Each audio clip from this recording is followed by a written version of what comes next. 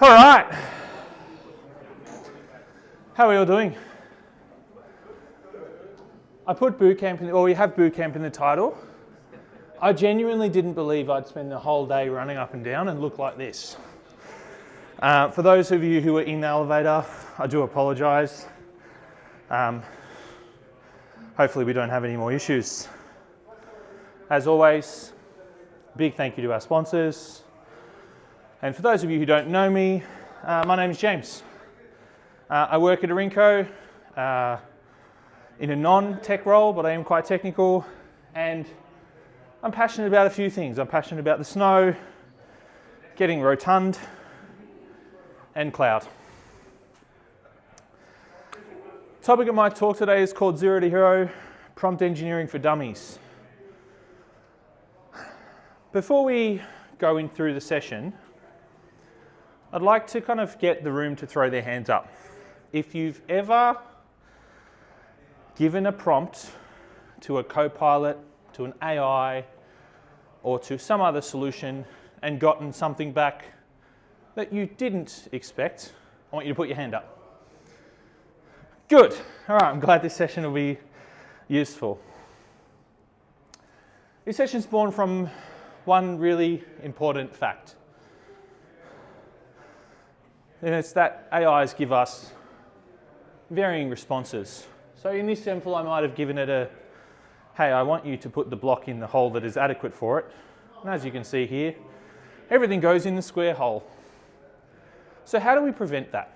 How do we make sure that our solutions, as we build them, have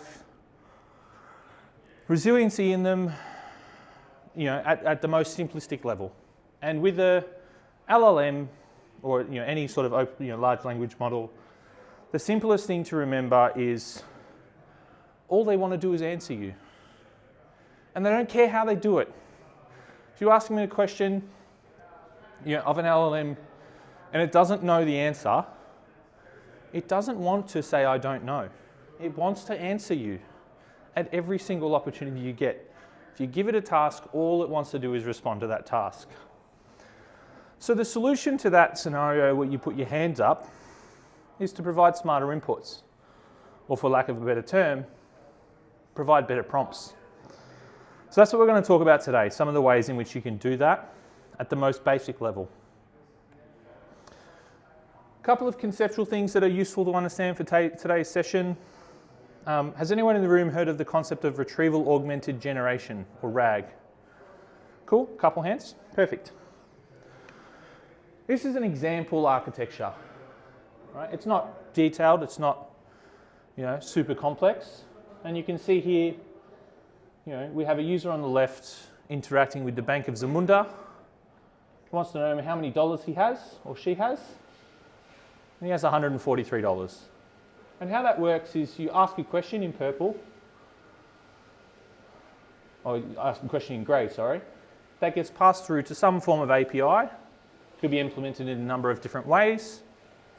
And then one of two things happens normally.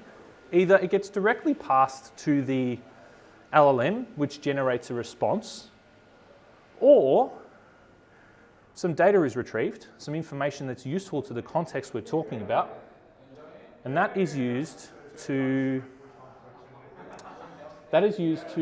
improve the output of the AI, of the LLM. So we retrieve something, we give it to the AI, we augment the output of it, and then it generates a better response. Retrieval augmented generation. It's useful to understand this when we talk about prompt engineering. The other thing that is previously important to understand, it's kind of getting less and less important to understand, is the concept of tokens. So LLMs understand English in numbers. We convert English or other languages to vectors, to that sort of detail, and that's represented primarily as tokens. You can see here an example of how much wood would a woodchuck chuck if a woodchuck could chuck wood. It's 18 tokens, 74 characters. And if I put a summary of who my employer is, Arinco, I end up with 44 tokens. As a general rule of thumb, 4 letters in English is 1 token. And you need to be aware of this is because each of the models that you're dealing with on the OpenAI side of things have token limits. So these are the base limits for each of the common 3 models that you see. And what you'll notice there is it's going up. So GPT-4 has 8,000 tokens, whereas 3 started at 2,000 is now at 4,000. Now, I started this explanation of tokens with it's not so important anymore. And the reason for that is as the models get better, their token limits are increasing, which means that you can put more information in your prompts. So GPT-4 now has GPT-4 32K, which is 32,000 tokens. To be clear, that is a lot of information. It's not a small number at all. So let's talk about some basic prompt engineering. It helps to think of LLMs as like a naughty toddler. Right? When you're dealing with a child and you say, put your shoes on, and it puts its gumboots on because it wanted to wear them, what you should have said is, put your runners on because we're going to the park. It helps to be precise. So the first prompt engineering concept is really simple. It's called simple and complex instructions. So here I can say, write me a marketing slogan summarizing who an organization is. And I will get back a marketing slogan. But maybe I don't want to continually paste that in 50 times until I get one I like. So I can provide a more complex prompt. I can say, write me 5 slogans, and I want you to use these words in the title. And you get something a little bit better back. Now you're going to use this primarily in your day-to-day interactions with like a Bing chat or a GitHub Copilot, like your own personal flows. You might use this in your more advanced prompts, but not as your kind of first place. Where you're most likely using this is when you've got creative license and you want to be non-restrictive with what the GPT can do. So you're saying that I will let the GPT assume things, make things up. You're giving it the most flexibility in your prompt. The next technique that's really important to understand is in basic prompt engineering is what we call primary content or grounding. This is the technique that is used in retrieval augmented generation. So in an example I've got here, what you can see is I've got a prompt up the top and I have what's a truncated set of text that explains time complexity. And you can see the 3 dots is where the kind of paragraph has been truncated. And I give it some information, I give it context, right? And then I say, summarize the previous text in a few sentences. And I get a response that is a little bit more in line with what I expected because I've given it information and say, this is what you need to work off of. This is where you're starting from. And this is where we see that retrieval augmented generation capability, where we look at the organizational input into prompts and making sure that data is presented to our LLMs. Other key concepts are zero-shot learning, where we give an LLM only one go, right? So after it's had its go, it's got 0 shots left. So you can see here I have a prompt where I say, here's the headline and what is the topic? And I get a response back, right? It's inferred from its knowledge that the prompt is about basketball, or it's about the Warriors, which is a basketball team, and they're focused on their goals and their continual. It's kind of assumed what the content of the article will be. And you'll see again here, I'm using this in non-restrictive creative license scenarios. But say, for example, I was using the prompt in what I wanted to do as a classification engine. And I didn't just want a verbose response, I wanted one word. This is where we would use something like few-shot prompting. And what you can see here is I've got a headline and then a topic, a headline and then a topic, a headline and a topic. And what they are is examples. So the first 3 things are, here's a headline, there's the topic. And the topic is just the sport. Second one, topic is just the sport. So then when I give it the same prompt, the response becomes basketball. Right? So I've given it a few shots to kind of understand what's going on and then make its action from that. And this is really useful when you want to ensure expected response format. One of my life hacks that I use is when people say to me, hey James, I need you to mock up an API. I've stopped doing that. I've stopped writing API code. What I actually do is just give them the OpenAI endpoint with an example prompt. And the prompt is a JSON body and then a JSON response. JSON body, JSON response. So then if they send some dummy data in a JSON format to the OpenAI endpoint, I get what looks like a RESTful API response. This is a kind of nifty little hack if you're doing POCs, those sorts of things inside of that. Has anyone heard of a system or a meta prompt? A couple people? Good. So this is where we start to get into some more advanced concepts. Now, a system prompt is effectively a broad set of rules. This is what the AI is allowed to do. So you can see here, I start the system prompt with a summary. In this case, ArchieBot helps employees understand their organisation, product offerings, and questions about their handbook. So it helps them understand their own business. And then I say, here's some instructions for you. And it's useful to think of those instructions as kind of a square box that you put your LLM into. So you say, I've got an LLM and I want it to behave in a certain way. These are the rules, these are the constraints it must have in its day-to-day. And this is really useful when you want to define complex sets of rules which your LLM must follow. So let's talk about how you might bring that together. As humans, we know that we traditionally ask poor questions, which is why we get, those dodgy responses here. So what's useful to see here is down the bottom in green is what my user would input to that application that uses a RAG pattern, which is summarize the Contoso policy on leave requests. That's all they've asked for. That's what the employee has asked for. Now, before I send that prompt back to the LLM, I start to augment it. I add the system prompt, which has all the rules of how it must behave. I then add the grounding context. And what you can see here is in the sources section, I've got a leave policy, and then I've cut the content of that leave policy out. But I actually send the leave policy to the LLM, and I say summarize, and it knows, oh, I have to summarize this thing I've just received. And the rules up above say that I'm only allowed to use that leave policy. So what I'm doing is I'm saying, here's the information you want, here's the task you need to do, and these are the rules. Don't make shit up. Don't make it up that you've got unlimited leave in your policy. You've got the policy, don't make it up. Now, prompting is where most of our organisations start. So we start with a meta prompt and the grounding piece, which is that middle box in the centre there, or kind of centre.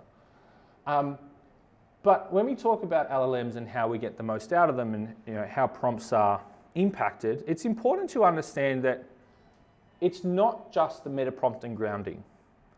That is where you will get 90, somewhere from 95 to 99% of your effectiveness. But there is other areas you can have an impact on the prompt. Right? So if we start up at the top right, you've got the user experience.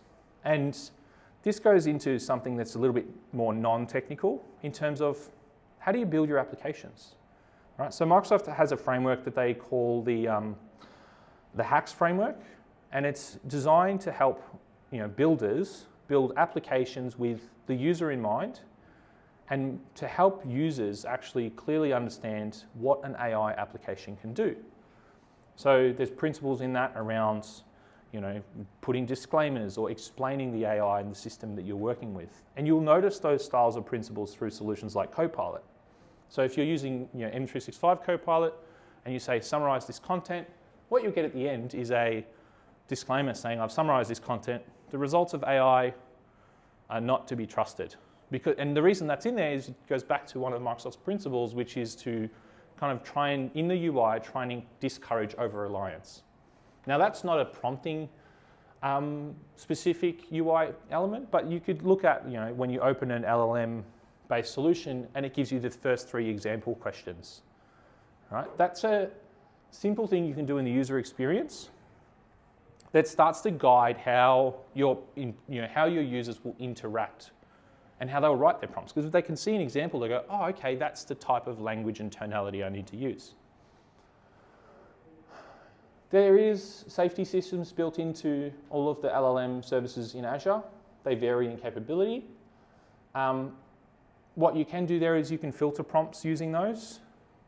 And it's also important to think about, well, how do I embed safety into, for example, my meta prompt? So I can say, in my meta prompt, you're not allowed to talk about misogynistic or violent or racist style topics. And then finally, the model. I'm going to answer a question in a second around the model, but you can tailor them. Operating question, should I fine tune my LLM? Can I get a show of hands who thinks yes, who thinks no? I've got a maybe. I'm going to give you the answer. No, don't do it. You can do it, it's a capability. It is currently region limited by Microsoft. So they've only really opened fine tuning in various regions. Like for example, you can't fine tune in Australia East right now. It's West US 3 when I looked last night for Mistral models specifically. But the answer is, should I fine tune? No.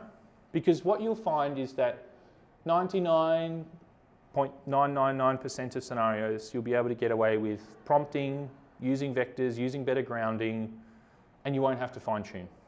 You can do some funny things with it. I have a fine tune model that talks like a cowboy, and I did it just to kind of test how do you do fine tuning, and it will only respond like, you know, yeehaw and all that sort of stuff, right?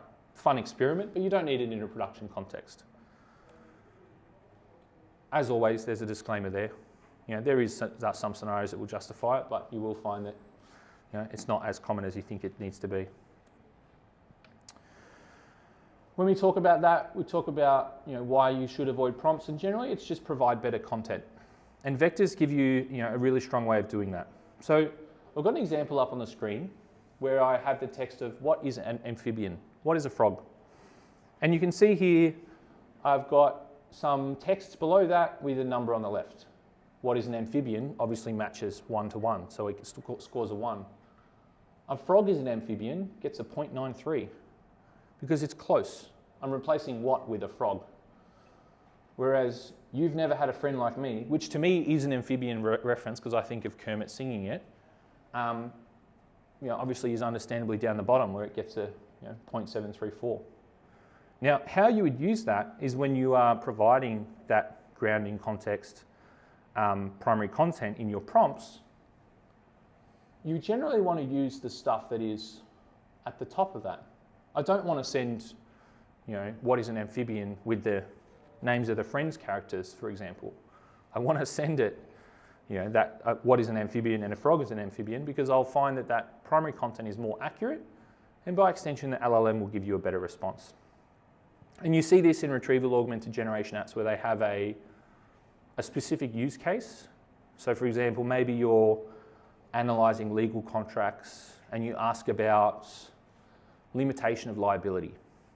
Now, if you're using Azure Search and you're cracking those documents and pulling the text out, you know, you've said, what is the limitation of liability?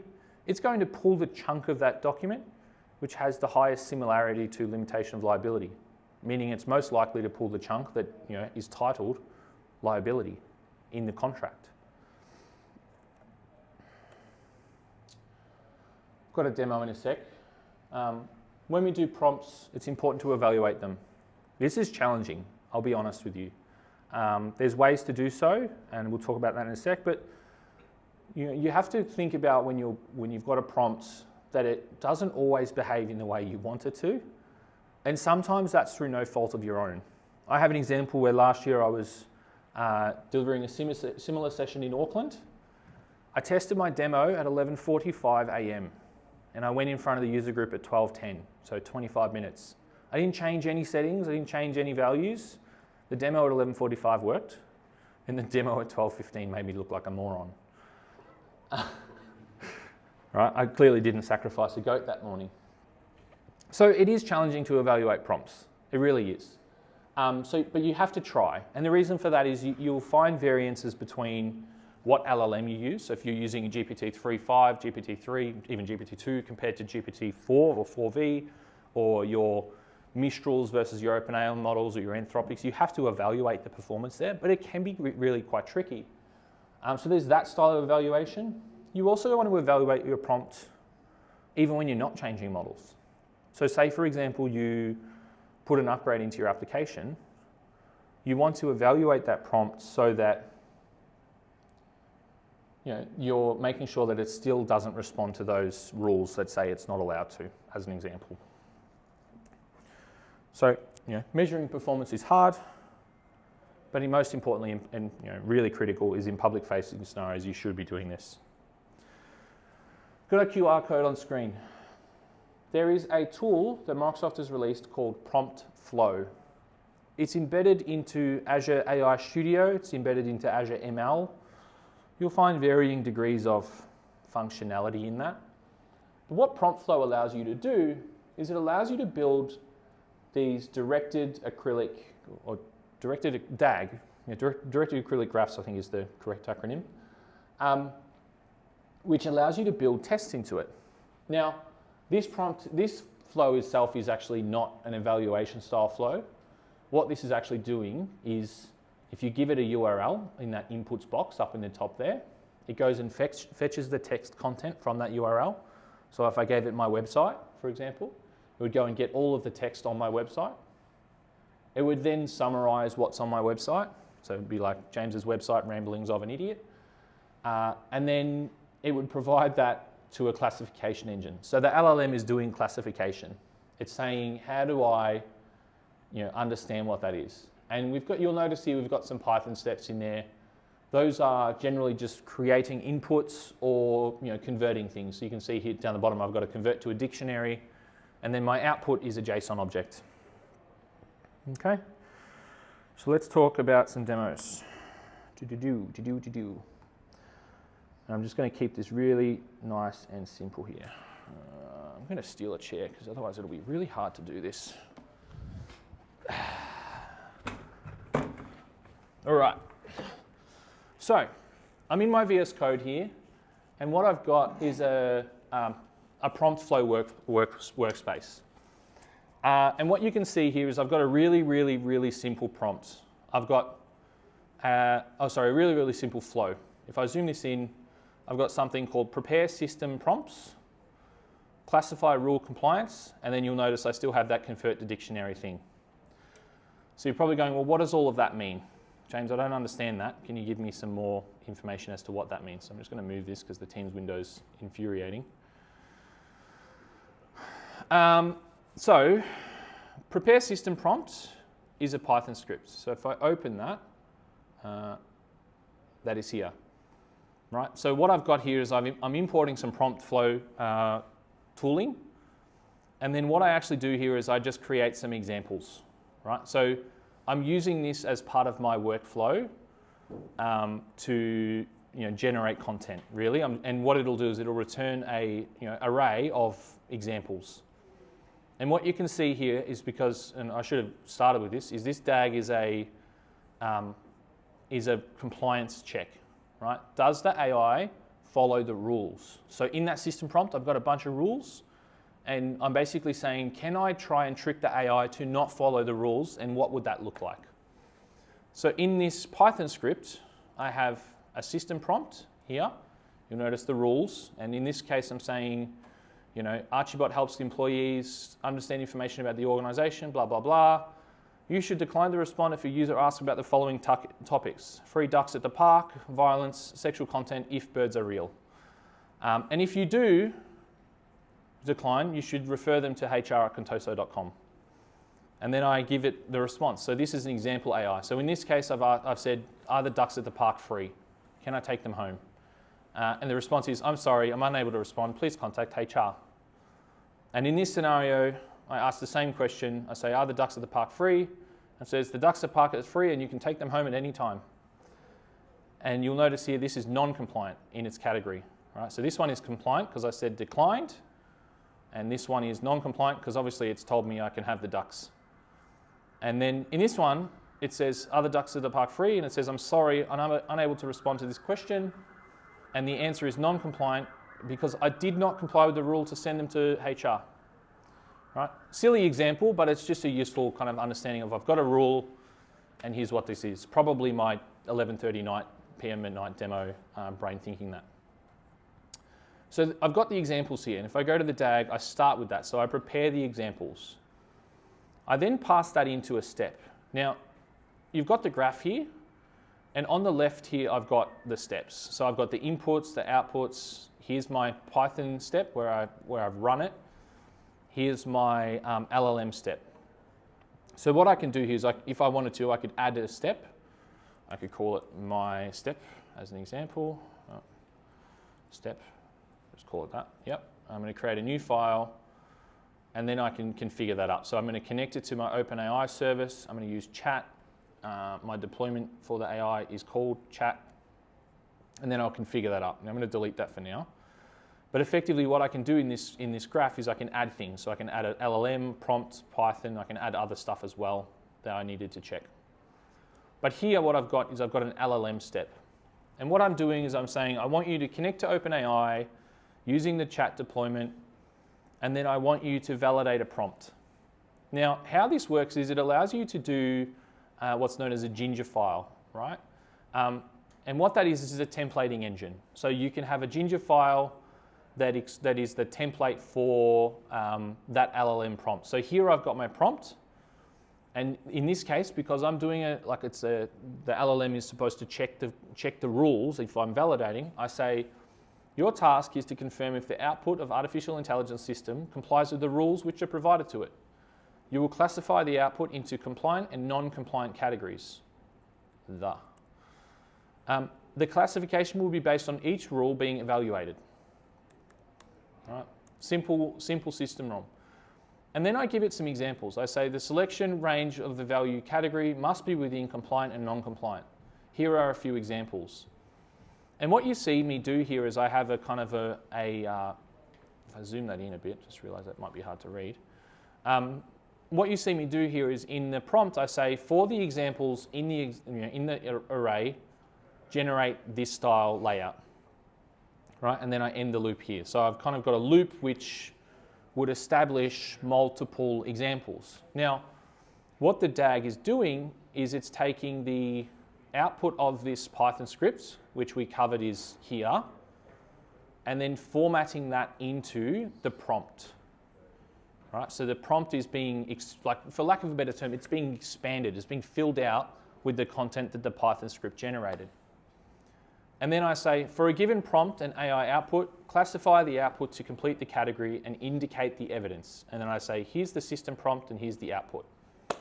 Now, what I'm doing in that is I'm using a couple of capabilities. I'm using the example system prompt.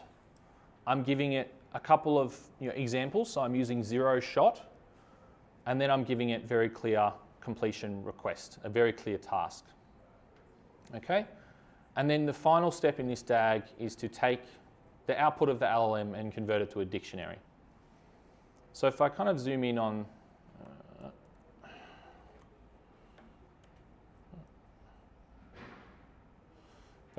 this, what you'll see is here is I prepare the prompt rules example in Python. I then come in here, you'll see the rules from the Python go into the examples bit. And then I say the input is the system prompt and the output is the AI response. That runs, and then I convert the output response to a dictionary. So if I go look at the output here, I can see that the category is non-compliant. And how that works is I've said up the top in my inputs is I've given it a system prompt. I've said you are an AI that only completes requests to translate English to Mandarin or Spanish. Right? So if the response is not Mandarin or Spanish, it's a very simple rule, it would be non-compliant. And here I've put the response, and I've said, please convert, hello, my name is James, to German. Right? So there's a couple things that are wrong with this. One, the AI is only allowed to respond in Mandarin or Spanish. The user has asked it to convert to German, so the request itself breaks the rules. So if it responded in German, I would be non-compliant. In this case, for some reason, it's responded in Japanese, so it's even more non-compliant. Right? It's gone completely off track.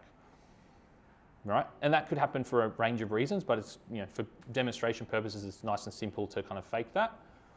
And then I can say, then when I run this flow, it classifies, and the output is it's non-compliant, It says the output is in Japanese, not Mandarin or Spanish as specified in the prompt, right? And that's the capability that prompt flow really gives you, right? What you can do with this, for example, is you could get 1,000 prompts, so 1,000 things that are provided to the LLM, and 1,000 responses. And you can say, well, I want you to assess every single one of those prompts against that criteria. So did it follow the rules, or was it well grounded, or did it give me accurate output?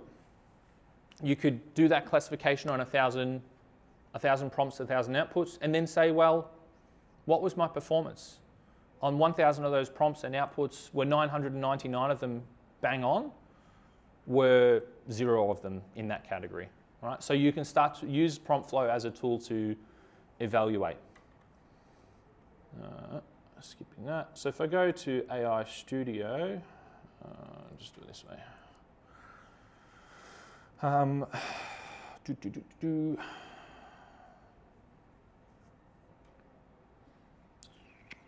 Just thinking. Do the right thing. My roles, resources, activate.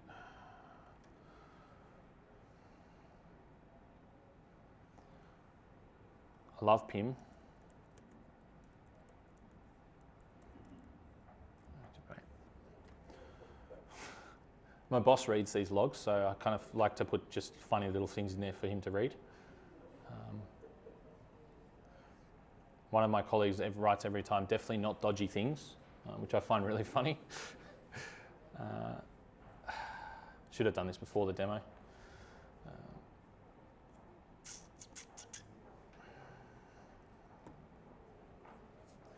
What you'll find, just activating for safety's sake, is that inside of AI Studio, if I open this when it go to Studio,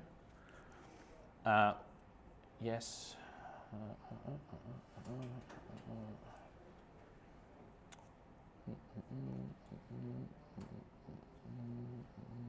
And also inside of Azure ML, which, if you're aware, Azure AI Studio is just a fancy UI in front of Azure ML.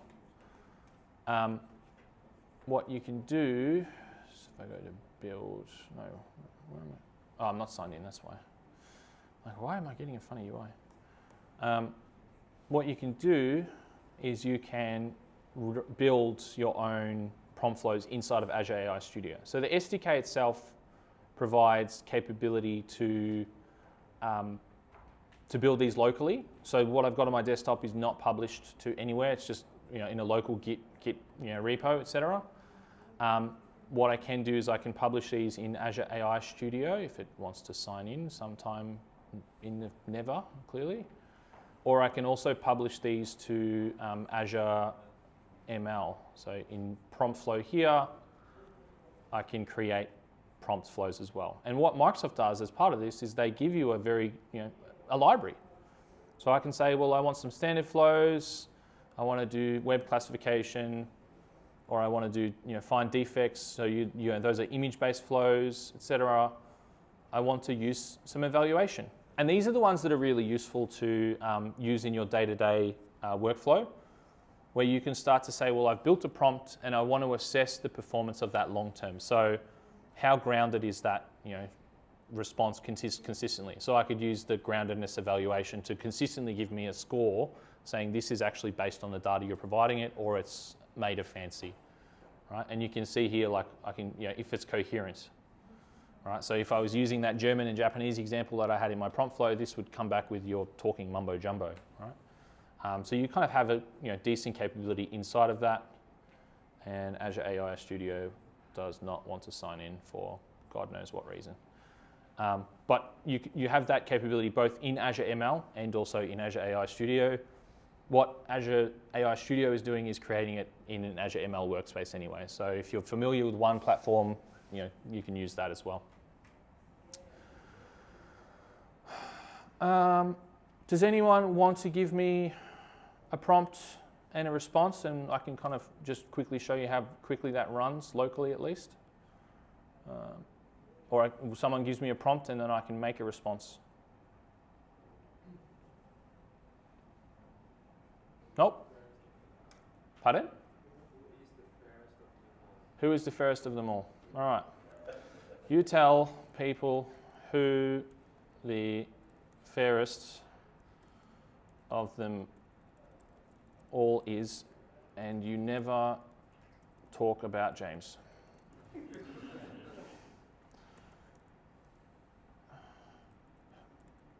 Mirror, mirror on the wall, who is the fairest of them all? James has a face like a mashed potato. All right, run. And what this is going to do is if I go and look at this, it'll run the prompt flow. I get kind of ticks, failures if I had a dodgy one. And you can see here my answer straight away is non-compliant, answered inappropriately about a person, James, that should not have been mentioned according to the system prompts rule. Damn.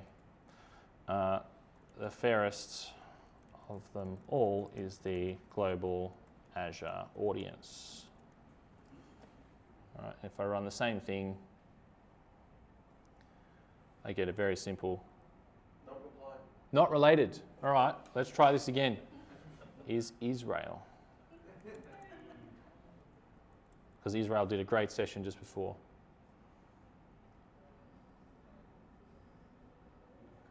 Answer the question that was not asked. All right. In this case, case in point, you're going to see where your LLM is not behaving how it should, right? In this case, the rule is you should never talk about James, right? And this is why evaluation is actually important, because you will get exactly what I'm doing where you're demonstrating and it goes, no, it's not quite right. And you need to actually have that in place. It's a really important responsible AI control. If you're building an AI, you want the response to be consistent. And there's examples where, you know, in industry already, where some of these controls would have gone a long way. Last year there was a supermarket in New Zealand. Did anyone see that article? So they built an AI system that was the system prompt was you help people make recipes with what's in their cupboard, because it was designed to obviously help with cost of living, etc. Now, what they didn't have in that was any rules around what can be in a cupboard. So if you asked it, hey, how do I make my dinner out of a bag of lollies, a bag of arsenic, my cat litter, and some Mentos, it will propose a lolly Mentos arsenic stir fry. And they understandably ended up in the news, right? So when I talk about evaluating prompts, that's why these tools, these sorts of capabilities are really useful.